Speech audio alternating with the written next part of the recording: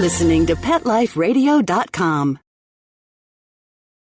You've had a long day at work, and you can't wait to just get home, take off your shoes, plop yourself down in your favorite chair, and relax. You walk up to your tranquil residential home and your neatly manicured lawn in your quiet suburban neighborhood, put the key in the lock, open the door, and... Yes, the pets have gone wild! What were you thinking? Welcome to the show about everything you always wanted to know about exotic pets. Where to get them, what to feed them, and how to care for them. You'll even find out why some people live with a monkey.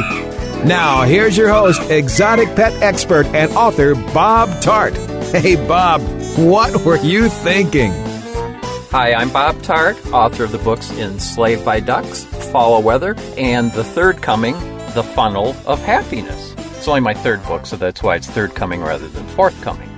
I'm here with book character Bill Holm, and this is our Not a Non-Bird birding show. Whoa. Take two. And most of the birding shows we've done recently have been at Muskegon Wastewater, and we have found no birds, right? That's right.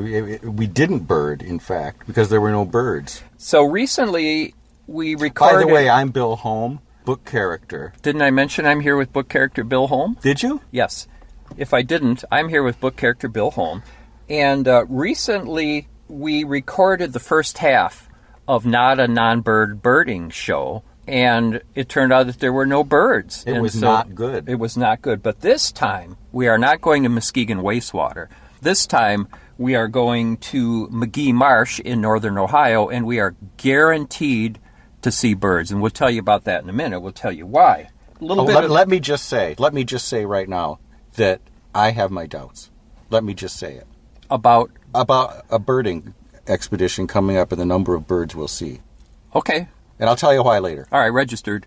So I have a couple things I want to get to first by way of introduction, and one is an important update on the German version of my book, Enslaved by Ducks. Oh, yeah, which I wanted to get a copy of I've been hearing from so many of my listeners in Germany, and, this has been a regular Anschluss.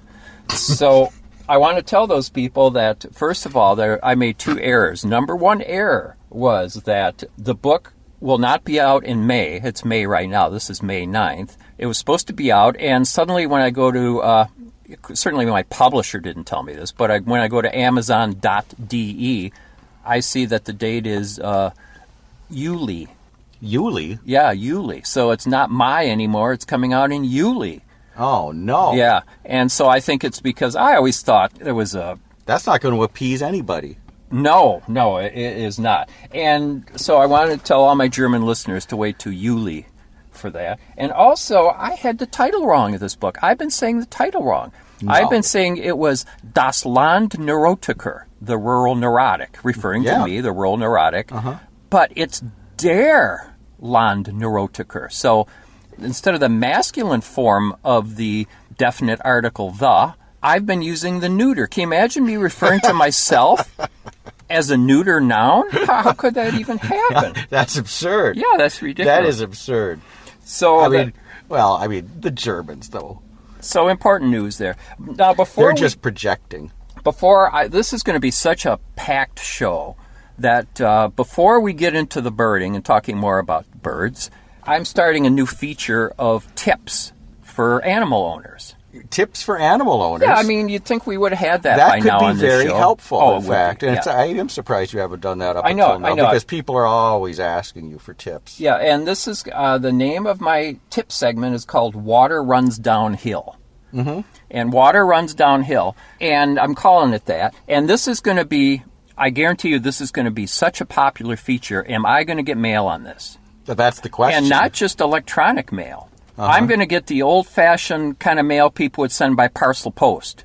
Really? Wrapped up in brown paper with string, put some like a magic marker that you type? You already know type in the address. You draw it. You draw it, yep. And so that's the kind of reaction I'm going to get. And how much does that run you to send a parcel post these days? People will pay it because they love this feature. So I'm going to share information that I learned the hard way in my 70 years of life on this planet. Oh, we spent more than that. Yeah. So the feature's called Water Runs Downhill. Uh-huh. And what happened was I was taking care of the ducks a couple days ago, and there was this little pool of fetid water. Where? In the duck pen. Oh. And it came out really easily because water runs downhill. Uh-huh. So, if anyone likes this segment, that's it for this week for Water Runs Downhill. So That was really helpful. You know, I have a pool of fetid water in my backyard. sure. And if it's facing downhill, you just need a push broom to get it out and it'll be gone because water runs downhill. How come no one ever told me this? What if it's flat? Well, it still applies. Water runs downhill. Yeah, but it's not a flat very or on an helpful tip if you're on flat ground. Well, we don't want to really beat this segment Doesn't to the- death. You know, the best part of the segment is how brief it is. Well, not anymore. So we're going to a place in, boy, it's warm in this car, isn't it? I think we better open some. I'll open this door a little bit. Oh, so we're going to northern Ohio for the warbler migration. And we're going to a place called Magee Marsh. And you brought up the etymological derivation, or origin, I should say, of Magee Marsh, and that is... Yes, in fact, one of the early influences in marsh preservation in northern Ohio is Fibber McGee. Yes. And I think you know a few more details about... Well, radio, you're talking about famous radio star Fibber McGee of the Fibber McGee and Molly show. And When did that run? that ran from the through the About that? Yeah, right. through the 50s. It actually was still running Was it in the the 50s? It's, it's down to 15 minutes. I think it started in the 30s. So it was just Fibber M. Right. That's it. And so anyway, in years past, northern Ohio was part of the Black Swamp. There was this big swamp called the Black Swamp. And That's amazing. It was in most of northern Ohio. But in the 40s and 50s, Walt and Roy Disney started draining the Black Swamp because they were building, as everyone knows, Disneyland right outside of Cleveland. Right. And Fibber McGee, he didn't want any of that. So he put his foot down and he reserved a space for birders, a little segment of the Black Swamp called Magee Marsh. Mm-hmm. That's really interesting. It's sort of like his own closet, wouldn't you say? Yes. In a vast sort of park thing that isn't his own. Yeah, don't open that door, McGee. Whoa! Crash. And there's always a little, did you know, there's always the last thing that falls in his closet, you hear a little bell tinkling. That's kind of a joke. Oh, that's funny. Every time, right? Every time. Every single Every time. And also, before we go there, we're going to a place called Metzger Marsh. And Metzger Marsh was named after Fibber McGee's wife, Neurotiker. Molly McGee. Molly Metzger. Molly Metzger. Molly Metzger. And so those are the two. We have Fibber McGee and Molly to thank for those two birding spots. Oh, yeah. And Metzger, should you point out that Magee Marsh is part of Crane Creek? I believe you just did. And Crane Creek, of course, is very famous. Yeah, you have some information about that. I do? Yes, about Crane Creek. Tell me what it is. That and Crane Creek, we have Bob Crane of Hogan's Heroes. Oh, Bob Crane. How could I forget? Mm-hmm. And Bob Crane was a well-known naturalist, very avid photographer of naturalism. Oh, yes. And he was very dedicated. He was dedicated. He had a whole stream named after him, in fact. Yeah, and in fact, I think there's a movie. I can't remember the name. Starring Greg Kinnear. Oh, I thought it was Kent Conrad who played him. Kent Conrad. I think it's Senator Kent Conrad. I'm not sure, but anyway, it's all about Bob Crane and his efforts to preserve habitat. Oh, absolutely, and to give people homes that needed them as well. I mean, it wasn't just him going out. Right. He was bringing people to him. He was. So that's where we're heading today. And we're going to Metzger Marsh and Magee Marsh, and this is the height of the warbler migration. That's what I want to discuss. Okay. You know, I admit I didn't handle the Bob Crane bit very well, but that's because I was thinking about my main point of this whole... And I'm distracted because I'm hearing a Rufus Towhee calling right now. Yes. Well, do you want to go look at it? No. Well, I just... No. All right, well... Because you need to be supervised. Yes. This last Saturday, the Saturday before Mother's Day, is National Migratory Bird Day.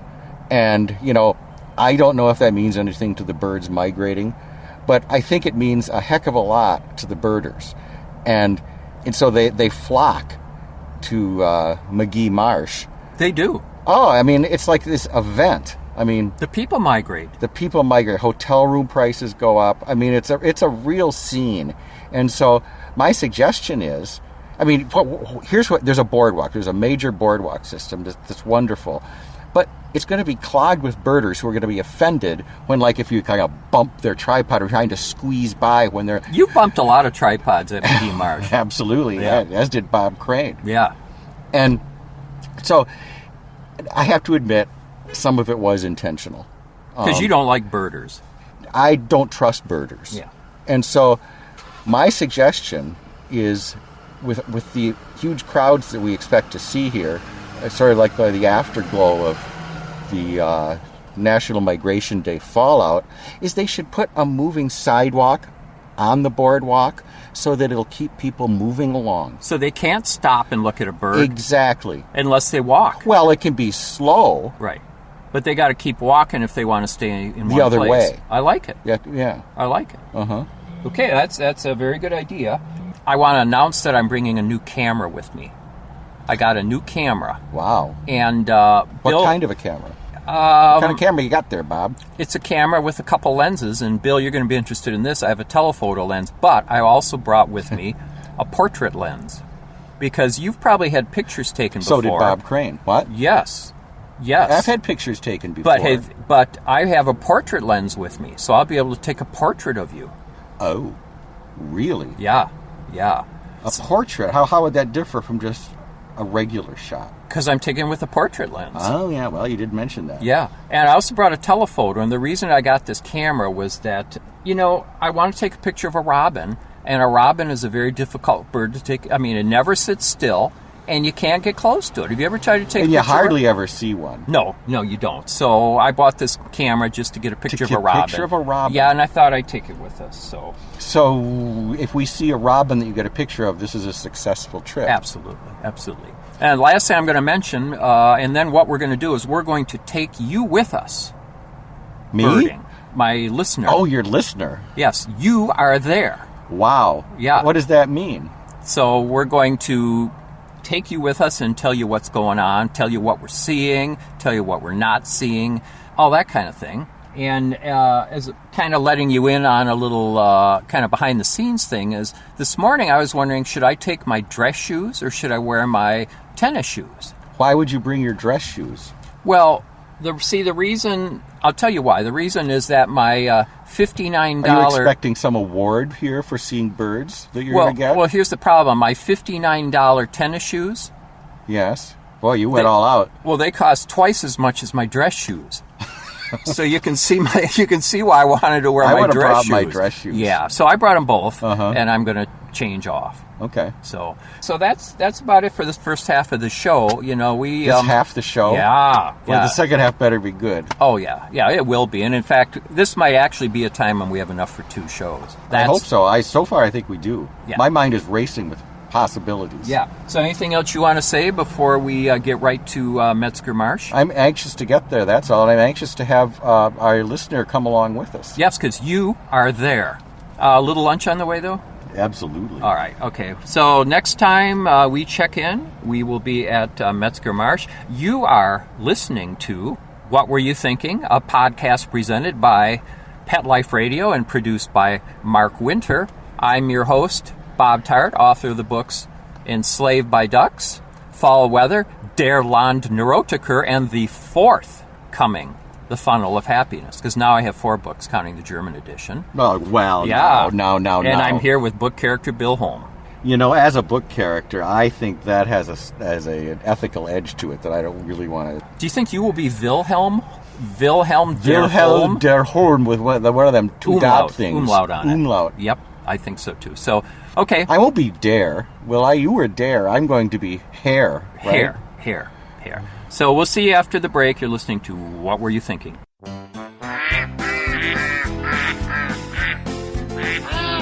What Were You Thinking? We'll be right back after Bob gets the ducks out of his living room. Don't go away. Buster, You're telling me my dog food products can't go on your shelves? That's right. Didn't pass one of my Petco certified nutrition checklists. Sorry, Wayne. Who made these checklists? Geniuses. Very smart guys. Well, it's good enough for most grocery stores. Do you see cheese puffs on my shelves? Mayonnaise? Soda pop? No. That's because I ain't running no grocery store, Wayne. Your pets will get better nutrition. I guarantee it. Petco. Where healthy pets go. Enter the code WHAT, W-H-A-T, and save 10% on orders of $65 or more, plus free shipping at petco.com. Whether they're big, small, hairy, or whatever, you're going to need gear for your feet. And Kids Foot Locker's got all the great shoes and gear that'll get you in the game. Go to kidsfootlocker.com. Enter the code AFWHT1KF to get 10% off any order of $50 or more. Or enter the code AFWHT2KF to get 15% off any order of $75 or more at kidsfootlocker.com. And cover those funky feet. Love your pets but wish their medications were a lot less expensive? They are at 1-800-PET-MEDS. You'll not only save on flea and heartworm medications, but on prescriptions for arthritis, incontinence, thyroid, and more. And you get fast service, free shipping, and a 100% satisfaction guarantee. Plus, our licensed pharmacists ensure accuracy, monitor drug interaction, and more. See why over 5 million people have trusted their pet's health to 1-800-PET-MEDS, America's largest pet pharmacy. Call now or order online. Go to petmeds.com/what, W-H-A-T, to get 10% off any order and free shipping on orders of $39 or more.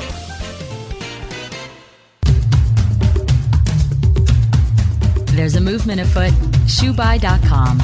Join the millions of people who shop ShoeBuy.com's over 400 brands and 500,000 products. Order now and get free shipping and free return shipping. ShoeBuy.com, the world's greatest shoe store. Walk your dog in style and comfort. Enter the code THINKING, THINKING, at checkout and get a 10% discount plus free shipping at ShoeBuy.com. How would you like your business to reach out and invite in our audience? We have a brand new trademark concept called InfoSeeds. InfoSeeds are short 20-second seeds of information about your place of business, practice, or service. Is the best, most cost-effective way to invite us in. We only have a limited number of slots left. For more information, visit the website PetLifeRadio.com. Click on sponsorship information. There you can listen to a sample of InfoSeed. Remember, only a limited number of opportunities are available.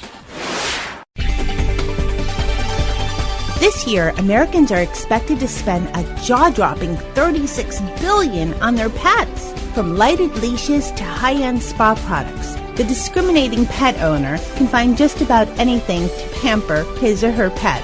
Hi, this is Michelle Fern.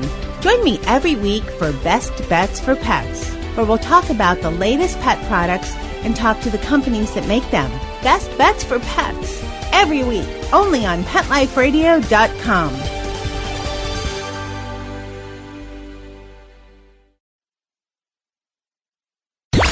Let's talk pets. Let's talk pets On Pet Life Radio. Pet Life Radio. PetLifeRadio.com.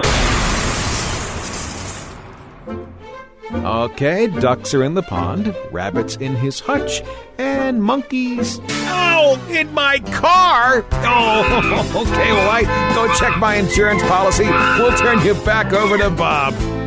Here we are. Welcome back to What Were You Thinking? And we are here at Magee Marsh, and Wait a minute. What do you see? Go ahead. Nothing. I thought it was a bird. It's very birdy here, as you can hear. This is the birdiest place I've ever been. Now we Look, it's a bird. We just saw There's another bird. A magnolia warbler, and a yellow warbler, and a northern water thrush. And a towhee. And a towhee. And I'm hearing more birds. Let's go over here and see what's over here. Give a listen. Well, we just are doing an update here. I can't believe what we just saw. Yeah, we did. And the best part is that I was able to claim credit for a bird that someone else found. Exactly. That's the way it is. Yeah, we saw a guy telling us that there's an orange-crowned warbler. He kind of pointed to the trees, and so I went there and saw a bird right away, but to be honest, I thought maybe it was a vireo. Well, that's what you said. Could Yeah. have been more wrong. So I finally saw a birder who looked like he knew what he was doing, and I waved him over. And I pointed to it, and I said, "Now, what's that?" And he looked at it, and he was quite surprised and delighted. And he said it was an orange-crowned warbler, and I said, "I thought so." Yes, you did. You acted as though you knew what it was. Yeah, and he said, "You found it." Yeah. And then he called some other people over. So, that, like Bill says, that part of birding is taking credit for other people's work.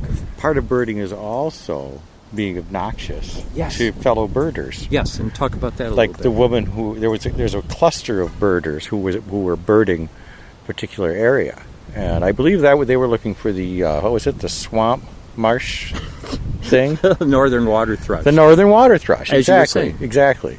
And swamp thing is the local name for it. Well, so we call in West Michigan. And so she was getting all bent out of shape because a couple of these people walking around were straying an inch from the path and stepping on the leaf of a violet. And she was telling him, "Don't stump on the flower." So I'm going to have to talk to them. That's why they put these. There was a fallen tree there that had obviously just fallen there naturally. And she said, that's why they put logs there to keep people off the vegetation, of the foliage. And the thing that's funny is there aren't paths here. No. There are just areas that people have trampled down more than other areas. Exactly. And that's the thing about birding. You come here, you want to look at a bird. What do you get? You get scolded. You get school teachers. School teachers. Union member school teachers. The people draining who ruined the our public economy. funds. Ruined our Exactly. economy. It wasn't the Wall Streeters. It was people like this birder. Absolutely. So Absolutely. anyway, she probably makes $60,000 a year off the that public dole. pig. So we're hoping we're not getting too much microphone noise. There's a bit of wind because we're standing right on Maumee Bay. All of this is microphone noise. But this is an exciting place. This is a very small marsh, or this very small wooded area, and it's just hopping with birds. This is very, very birdy. We've birded it quite a bit so far, and there's still plenty of birds. Yeah, and I saw what I thought maybe was a worm-eating warbler until it hopped out from behind the tree, and it was a red-breasted nuthead. Isn't that something? It's a joke. Oh, the birders love that. Okay, so we're going to keep looking, and we'll let you know what we see. So Bill wanted to make a comment. Oh, look, there's the kitty cat. This is a good place for if you're a cat and want to chase birds. We're at, this is interesting because Muskegon Marsh, it's kind of a long extension out into the water, sort of. It goes to Maumee Bay. But at the end of the parking lot, there's just one small group of trees, and that's where all the birds are. There's so many birds. It's thick with birds. It's birdie. Oh, well, yeah, it's birdie, all right. We've about birded it out, but it's pretty There's still birdie. birders here, so I don't know what they're going to see. I was a little unhappy because after we took our walk to the beach, I went back and there was a couple, and they were looking at my orange-crowned warbler, and they showed it to me like it was their bird. Really? Yeah. See, that's the thing. That's my exactly bird. it. That's my because when that other guy left, it became my bird. And our car was still in the parking lot. Well, yes. So it's still our bird. That's what I'd think. And now, tell me, the orange-crowned, what is it? Warbler. Why is it called the orange-crowned warbler? We were just talking about that. Probably the bird we see the most here is a yellow rump warbler. And you can't miss the yellow rump of the yellow rump warbler if the bird is facing rumpwards, correct? Exactly. But the orange-crowned warbler, we saw that from every conceivable angle. In fact, the orange-crowned warbler spent a lot of time upside down gleaning. Yeah. Gleaning. What does glean mean? But it was gleaning off leaves. It was? Is glean take a direct object? Was it gleaning insects off leaves, or was it simply gleaning? I think it was just gleaning. I don't know if it gleaned something. Maybe it does have an object. Right. But the fact is, no matter what angle we saw it at, orange-crowned warbler has no orange crown. Now, how do you explain that? You got the yellow-rumped warbler with its yellow yellow rump. You got the black-throated blue, which we saw, and guess what? It's a bluish warbler with a black throat. Well, that's perfectly named. Mm-hmm. And you have the magnolia warbler, and it's got a southern accent, when it sings. It's y'all, y'all, But the orange-crowned warbler? Nothing. Nope. Nope. In fact, it's fairly monochromatic from what I could tell. I think it's a mistranslation. I think it was non-crown. Non-crown. And people misheard it, and it became orange crown. I'll bet that's it. Yeah. Uh-huh. So we're going to head to Magee Marsh next. I don't know if this brings us to the end of the show or not. Boy, people all over the country are hoping. Yeah. So we're going to go to Magee Marsh and see what kind of experience we have over there. Okay, let's go. Bob, where are we now? Well, Bill, we're at Magee Marsh. I've never seen a happening like this. No. We were just in the visitor center at Magee Marsh, and Magee Marsh is quite a large area that's renowned for its boardwalk. At the boardwalk is where you see all the warblers.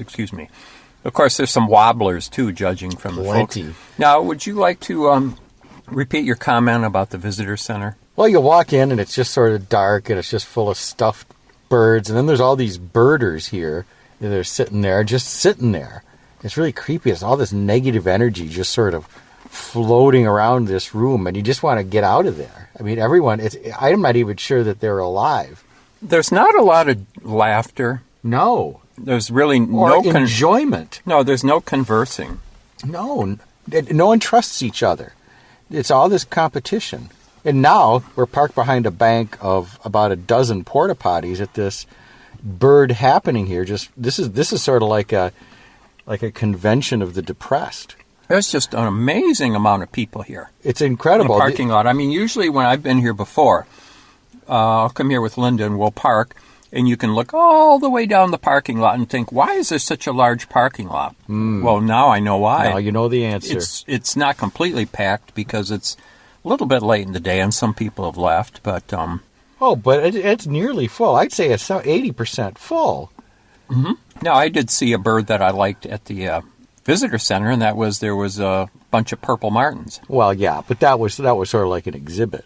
Well, they were real birds. Well, they were, but I mean, they live there. You put up this is another thing.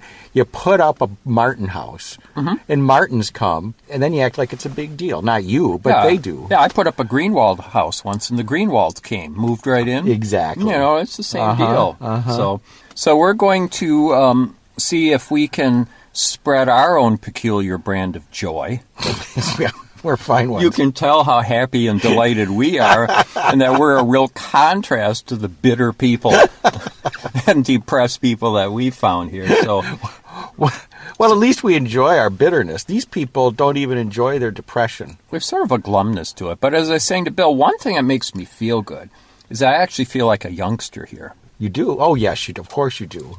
Excuse me, ma'am, have you seen the tri-colored heron anywhere? I asked a woman that, and she didn't seem pleased to be spoken to, did she? Get away, youngster. Yeah, she hit me with her cane, so yep. I kind of liked it. So, okay. Good thing you had your lunchbox to block the blow. All right, we'll see what we can see. Okay, here we are. We're still on the boardwalk at Magee Marsh, and... Bill and I have been sticking together like glue. Well, you have to. You have to in a situation like this. Because sometimes, you run into a con man, and, he could take advantage of one of us without the other of us being there. So, there's a robin over there. You're kidding. No. Oh, If we weren't doing this podcast, I could take a picture of that robin. Mm-hmm. But anyway, how did we get separated? What happened? Well, I realized I had forgotten to bring my camera. You forgot your camera on this walk, and so I decided to go back to the car to get it. And on the way back, I got back on the boardwalk and I got lost. Yes, you did. I'm the only person who's ever gotten lost on a boardwalk. I walked by Bob twice, I think. And it's really almost impossible to get lost on a boardwalk. I was feeling a little... Because the boardwalk, kind of by design, leads... in one direction. That's why... Did you get off the boardwalk and start walking through the water? Well, I did. I fell off the boardwalk, and then I had trouble getting on. And then I decided to cut across. So you think you walked past me twice, probably? Probably. I don't think it's easy to do. But, I'm just like everyone else here. The focus on birds is just extraordinary. It is. And so you can easily see how, it could get confusing.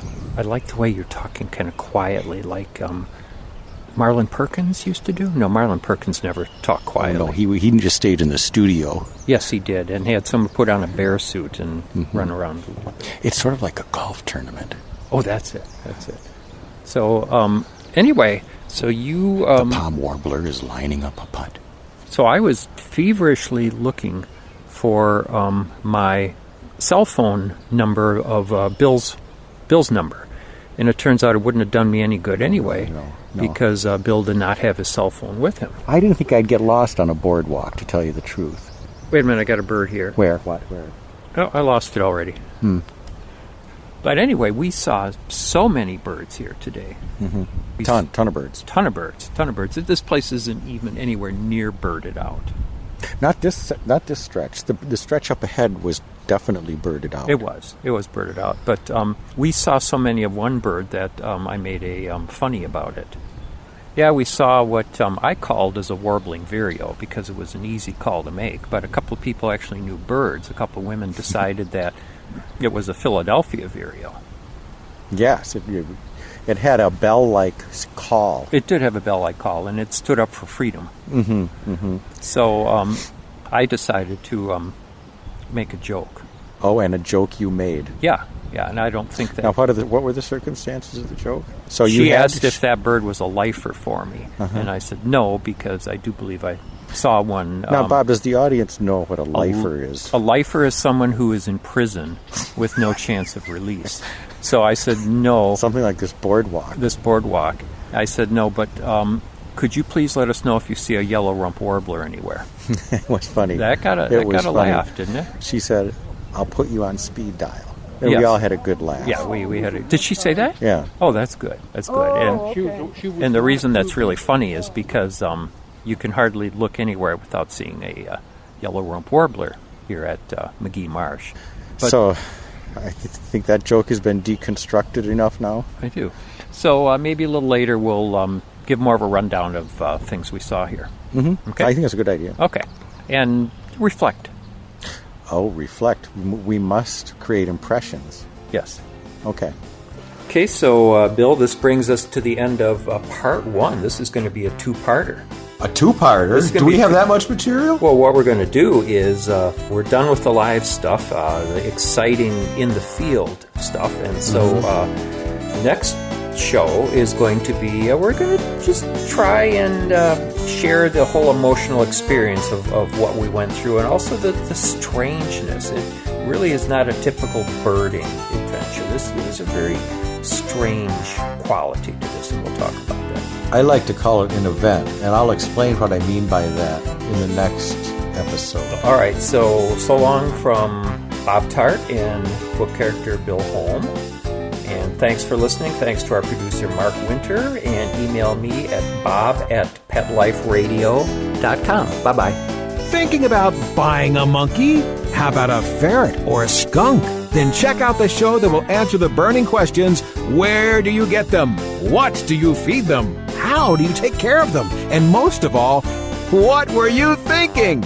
With exotic pet expert and author Bob Tarte. Every week on demand from PetLifeRadio.com.